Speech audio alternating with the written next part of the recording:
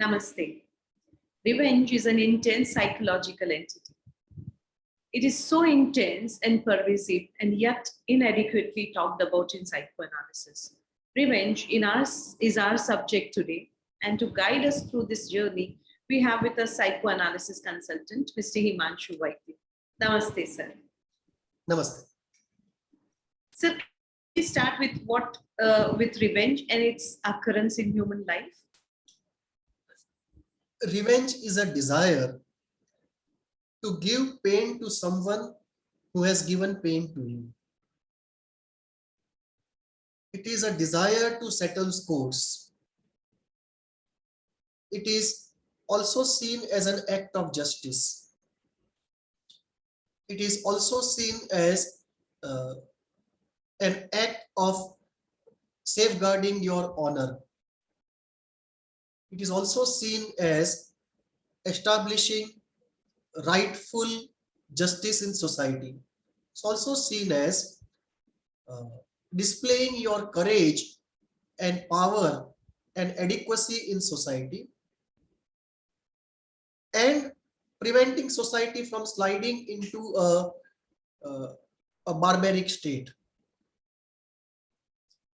However, revenge has quite an amount of sadism built into it. It is not just a measured, balanced, moderated sense of punishment you want to give, but there is an element of sadism and a gleam of happiness looking at the pain.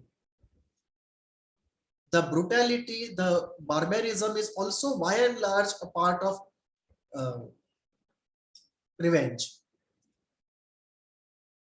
Revenge is one area where sadism finds itself justified. Just as sadism finds itself justified when perpetuated or practiced for an ideology, religion, or philosophy. So in case of revenge, it has a superego sanction.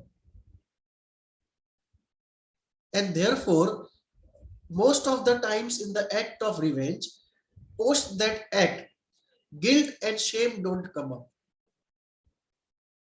In some cases they do, but they are more like exceptions rather than the rule.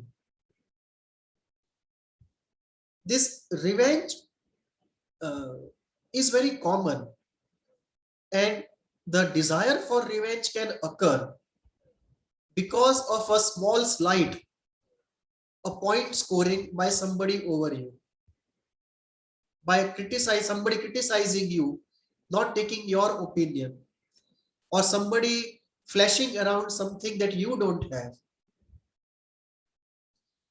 From those slights to outright public humiliation, to damaging something that you dearly like, to causing real damage to your family members, yourself, or your property, to damaging your ideology, religion, or philosophy, or your school of art or science. Anything that you are invested in, when it is damaged, attacked, often a desire to protect it and take revenge comes up. Revenge therefore can be a revenge that you can satisfy only by flaunting something, like somebody hurts you, by flaunting a new car, and you can pay him back by flaunting a bigger car. Somebody cuts your argument and you keep it in your mind, and when you get a chance, you cut his argument. From those soft instances, it can go to full-blown brutality of torture and mutilation. So this is the complete spectrum of revenge. Just you have a rainbow of love, you also have rainbow of revenge. And there are different types of revenge. Revenge is quite common in human life and in our psychical life. Strangely, commensurate to its pervasiveness, it's not discussed enough in psychoanalysis. if we look at our everyday life, we have desire for revenge for a large number of people. Much of it does not never come true, and we remain frustrated and angry in some part of us. Many husbands have a desire for revenge from their wife. Wives have desire of revenge from their husbands. Children have it from their parents. Employees have from their bosses. Citizens have from government officials. Political leaders have from each other. Artists who are in competition want to revenge each other because they must have done something in years of competition to hurt each other. So revenge is very pervasive in all occupations, all relationships, to different degrees in various forms. Desire for revenge is present.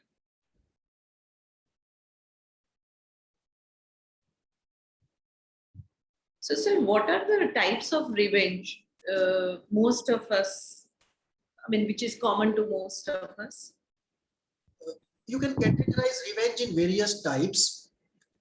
One way to develop a typology of revenge, the rainbow of revenge, to cast it into a typology can be this. We can talk about personal revenge, private revenge, and public revenge, group revenge. So it can be individual revenge or group revenge. So individuals have a desire for revenge, and groups also have a desire for revenge. Groups can be on the basis of language, religion, caste. It can be a group of football players. So groups clash with groups, and the group which gets more oppressed, dominated, and hurt, that develops a desire for revenge. Usually, revenge happens only after a defeat and some sort of powerlessness, helplessness, and humiliation. If you can get back substantially at somebody, the lingering desire for revenge is not very strong. But when you are defeated, powerless, and helpless, the pain and the injustice remains, and those flames of revenge keep burning. So one way to classify revenge is to say individual revenge and group revenge. Another way to classify is to say overt revenge and covert revenge. Overt revenge is when everyone knows you are taking revenge and you take revenge, or you try to take revenge.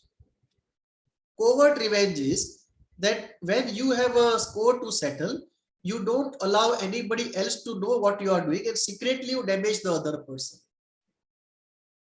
This is quite true in organizations where you work. Often you are damaged and you don't even know how this thing started and who damaged me. Like an anonymous letter goes to the CEO with evidence against you, or secretly in a canteen or in a party, somebody gives some information to somebody knowing fully well it will destroy somebody else. And that person who is destroyed does not even know how this whole thing started. So this is a covert revenge. So the second way of classification is overt revenge and covert revenge. And the third way is revenge of commission and the revenge of omission. Revenge of commission is when you do something to take revenge. And revenge of omission is when you don't do what you ought to do and thereby take revenge. Commission revenge, we all know that you do something to take revenge. Revenge of omission is, let us say somebody is sick and wants your help, or is in financial distress and wants your help, but you don't give help although you can, and thereby you take revenge. Somebody wants knowledge, you don't give knowledge. Somebody wants information where he can get a job, but because you have to settle a score, you don't give that information, although you have it. So this is revenge of omission. You take revenge by not doing certain things. And then some people also talk about masculine revenge and feminine revenge. Some people talk about how males and females execute revenge slightly differently. And the idea there is that the masculine way of taking revenge is through sexuality and physical brutality. And it is concentrated all at once. Whereas the feminine way of taking revenge is to take it in small installments in low intensity situations spread over a very long time. So that is one idea of classifying, categorizing different types of revenges. You can also look at revenge, which is ideological and non-ideological. Ideological revenge pertains to you want to take revenge because your nation, your religion, your philosophy, your belief has been humiliated or challenged by somebody. Whereas non-ideological revenges can be related to more secular issues at stake. It may be related to prestige or wealth or public humiliation and things of that type. So this is the various type of categorization and the typology of revenge, the rainbow of revenge, so to say, that we can constitute. So are revenge always destructive? In general, yes. In very few cases, in exceptions, revenge can be constructive in some protected atmospheres, for example, in colleges or in group of artists, where somebody says that he has put me down by doing so well. Next time I will work harder and show it to him what I am. And therefore, the desire for revenge leads to enhancement of productivity and competitiveness, and one performs better. Or the military research department or the army of one particular country goes into high degree of innovation to put down or to keep scoring over the competing country and show to the world what they are made of. Third example you can take of, say, India. It is very common. Every 5-10 years, the Western countries put embargo on us, and our scientists get highly motivated to show them what they are made of, and they perform much better. So, in exceptional situation, it can get into a constructive mode, but in general, it gets into a very destructive mode, destruction of the other, or if that is not possible, then destruction of the self. My another question, do we take revenge on ourselves? Yeah. How? Very commonly. We take revenge on ourselves in two ways. One is for what we have done wrong, and we know there is no way of explaining it off, we punish ourselves. And guilt, you mean? Yeah. Is this? Yeah. It's a revenge of guilt. And it can be temporarily self-destructive, in the long process constructive, or it can be out and out just self-destructive. So one is this revenge of guilt on oneself. In our history, we have the example of many saints who committed sins and then did austerities and punishment to oneself to purify oneself. It was almost like taking revenge on oneself for what one has done in the past. The second way is you want to take revenge on somebody, but because reality and morality doesn't permit it, that anger turns inwards and you start taking revenge on yourself in an act of self-destruction. So the revenge turns inwards. And this is often true for psychosomatic conditions and chronic conditions.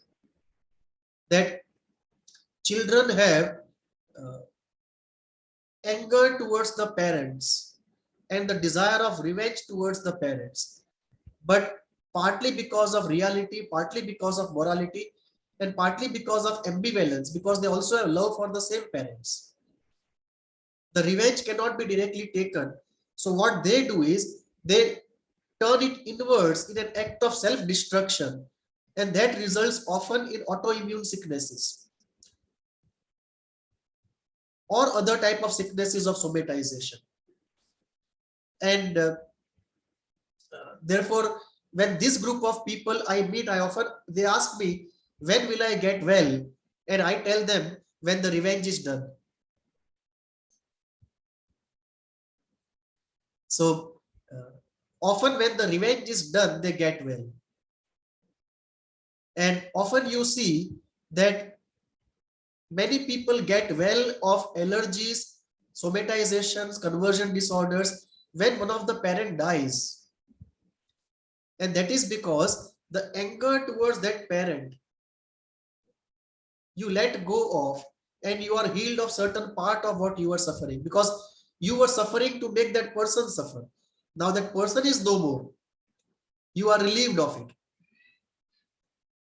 So many people have a change in allergies, change in somatization, conversion disorders when somebody dies against whom they had anger. And one quick way of dealing with it is to bring out that anger and sadism in therapy, so that the revenge is quickly done in therapy and the person can get well. So this is the way we take revenge on ourselves, and it comes out in a variety of self-destruction processes. We can destroy our personal lives, we can destroy our professional lives, we can destroy our biological life, psychological life, cultural life, and so on. So how does revenge come up in therapy? It comes up in various ways. Some people can bring it out very openly in words. Some people get into denial, but their free association and actions allow the therapist to interpret the desire of revenge. Some people bring up symptoms which clearly show presence of anger towards oneself, which is turning inside of anger towards somebody else. And that creates a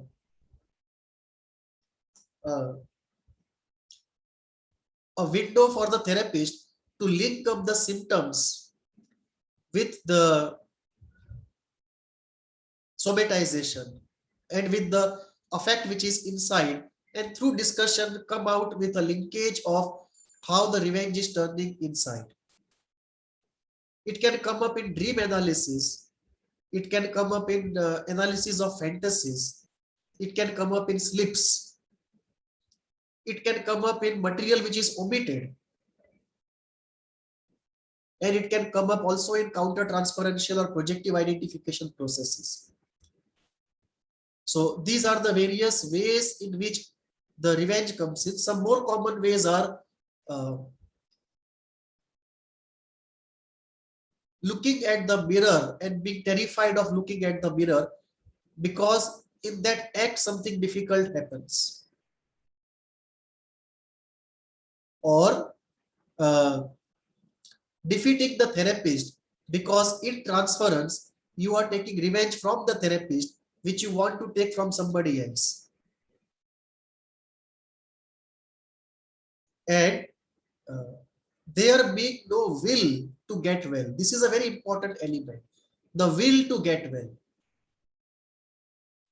That in such cases, when the pent-up anger, pain, guilt is very high, the will to get well is very weak or practically absent. And this building up of the will is one of the key tasks of therapy. And this we can find in discussion if the person is honest enough. And if you are doing something which is more somatically driven like ISTDP or body processes or emotion centered therapy or psychodrama, you can also see how the body is not participating and supporting the will to get well, which the person is articulating superficially. So these are the various ways in which it comes up in therapy. Often it also comes up in fantasies of mutilation, torture, killing somebody, or group conflicts, or the split getting open and some group being designated as the difficult group which deserves to be tortured and annihilated.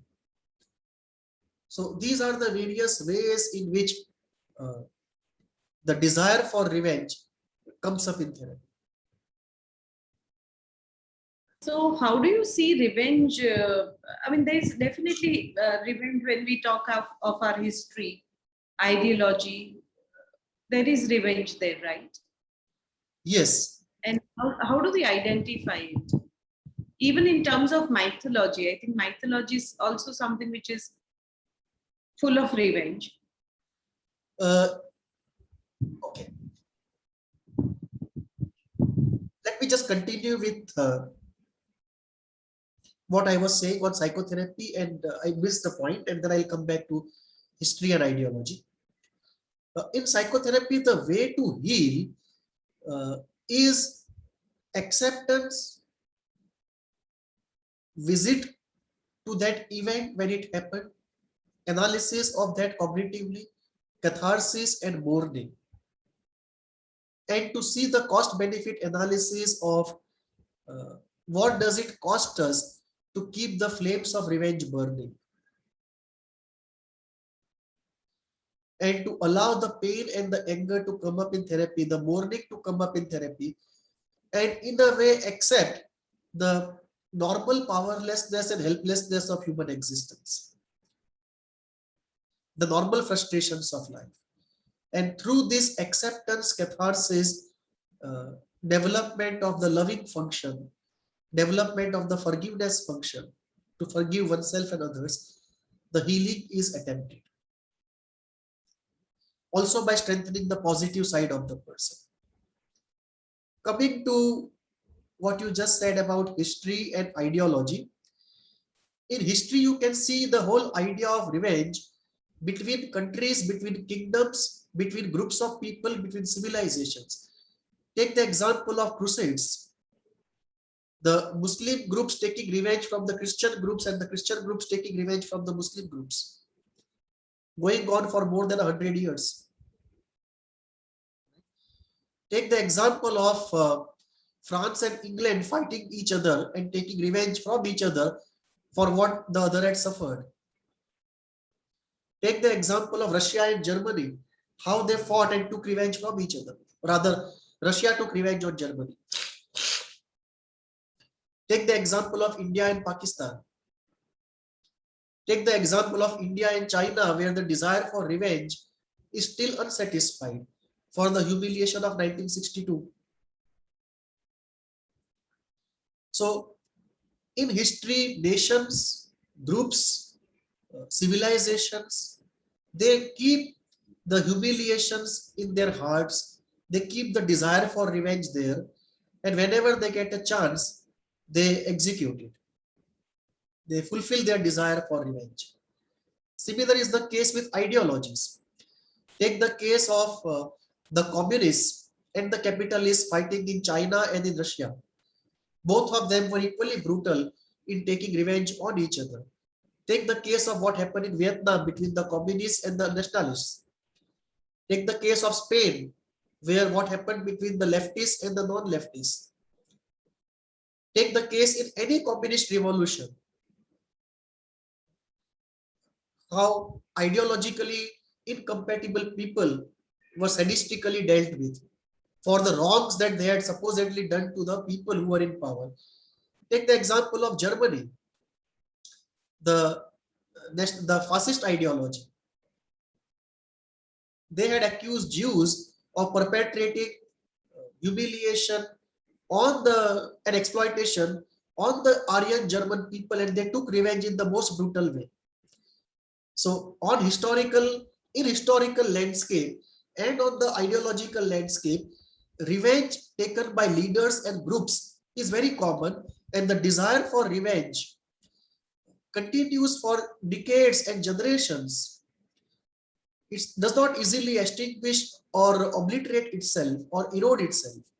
It's a very, the shelf life of revenge seems to be quite long when it comes to groups.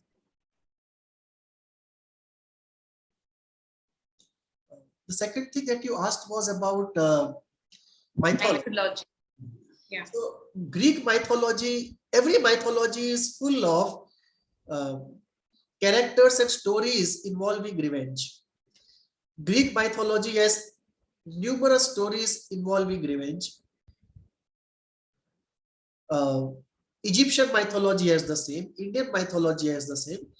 Perhaps most mythologies would have a large number of revenge stories. In India, we can look at two very good examples. One is of Parshuram, who was so angry with the Kshatriya community, the warrior community, that he took revenge by killing them 21 times, the whole community. The second is character is of the princess Amba in Mahabharata, who wanted to take revenge from Bhishma Pitama and got reborn as a half woman, half man, who finally killed Bhishma Pitama. So she took a next birth to take revenge. So we can see how revenge is so pervasive in our minds, in human minds, that even in our mythology, we have revenge soaked stories in huge quantities.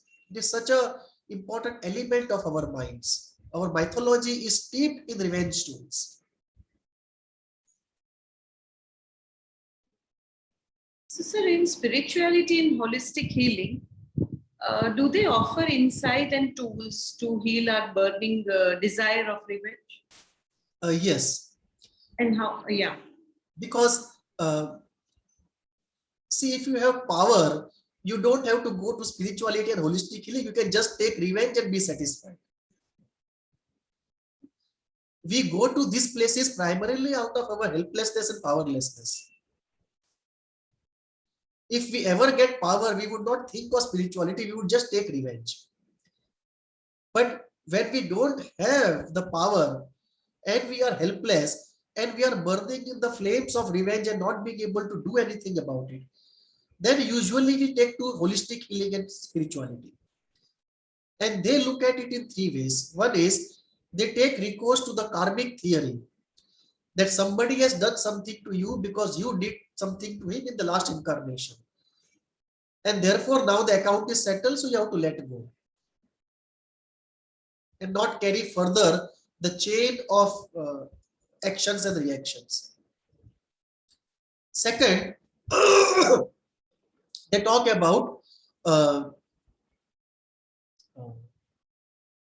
whole idea of forgiving oneself and forgiving others as a part of healing.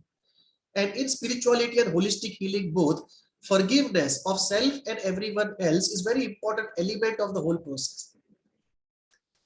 And if one is able to do it, the chain instantly stops and the flames of revenge, they go down, and the space vacated by revenge is taken up by love. And the same energy is now available for more constructive purposes. And this is exemplified by one of the Buddhist stories of a person called Angulimala, who used to kill people and wear a garland made out of one finger of each person. And he must have killed hundreds of people to wear that long garland of fingers. And he comes in contact with Buddha. He undergoes a change and he becomes a monk. And then he goes out into the city and somebody recognizes him, that he is the killer who has become the monk, and they attack him. But he does not feel any anger or need to take revenge or balance out the situation or even to save himself. And he is ready to take the punishment and atone for the guilt. So acceptance of one's difficult things that one has thought and done, at times atonement of guilt, at times letting go in the light of the karmic theory, at times letting go in a secular way. That even if you don't believe in the karmic theory, it's always better to let go rather than carry those flames inside. So spirituality and holistic healing both focus on this. And to make it happen, they have a full ecosystem of stories, parables, meditations, idol therapy, uh, pranic healing, Reiki, herbal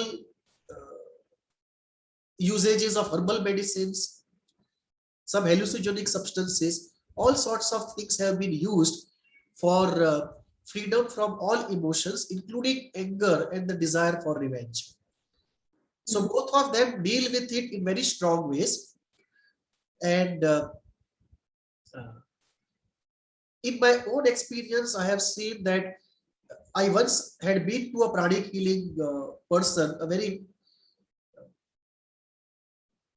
advanced person in pranic healing, and he did talk about me about uh, unfulfilled revenge desires that I had, and asked me to overcome them.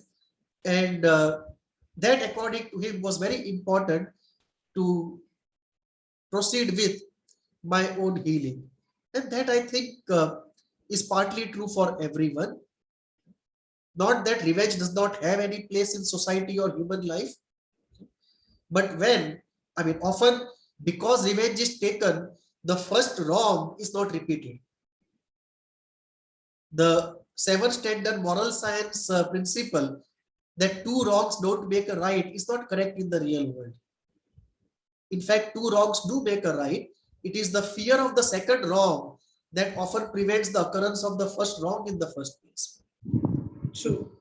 And of course, we should not forget that is moral science. Yeah, yeah. That is not the practical science of life. That is for kids. That is not for people out there in the world facing what exactly as it is.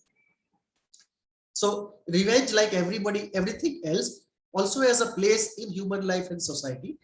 But when it becomes a pathological issue, then it is better to go for therapy, holistic healing, and spirituality, and heal ourselves to enhance our quality of life. So we did talk about how revenge comes up in psychotherapy, psychoanalysis, psychotherapy. But then how is it healed in psychoanalysis, psychotherapy? One is articulation. The more you talk about something unconscious, less powerful it becomes and easier it becomes to manage. So first is articulation. Second is revisit to those things. So you are able to understand those events when this happened. And this revisit and articulation reduces the power of that unconscious desire. Then we have catharsis, the coming out of feelings. Then we have the cost benefit analysis. That if you keep this desire for revenge and don't address it, what is the outcome? And do you want that outcome? Is it in your interest? Because you are keeping this desire of revenge, not because you are a great soul, but because you are powerless not being able to take revenge. If you had the power, you would have taken revenge. You would have never come for therapy. There would be very few people who have the power to take revenge and don't take revenge. Saints, I guess. Yeah, very few people. Most people don't take revenge because they don't have the power to take revenge. And because of this powerlessness and helplessness, the flames of desire, unfulfilled desire, keeps burning inside.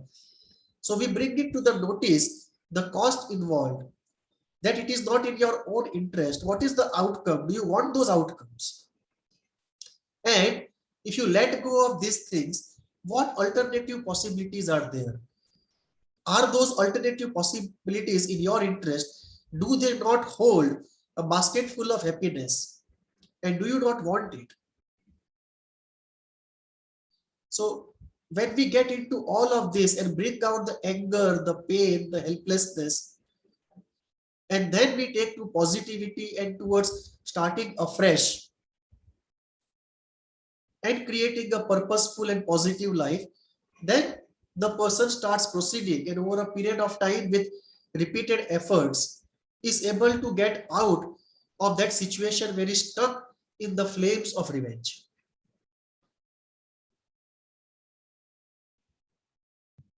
Absolutely. Well, revenge is a very involving topic which we discussed today. And if you have any personal revenges which are there in your unconscious on your or your conscious, you can write to us at hvindia@gmail.com. And thank you very much, sir, for your insight. Namaste. Namaste.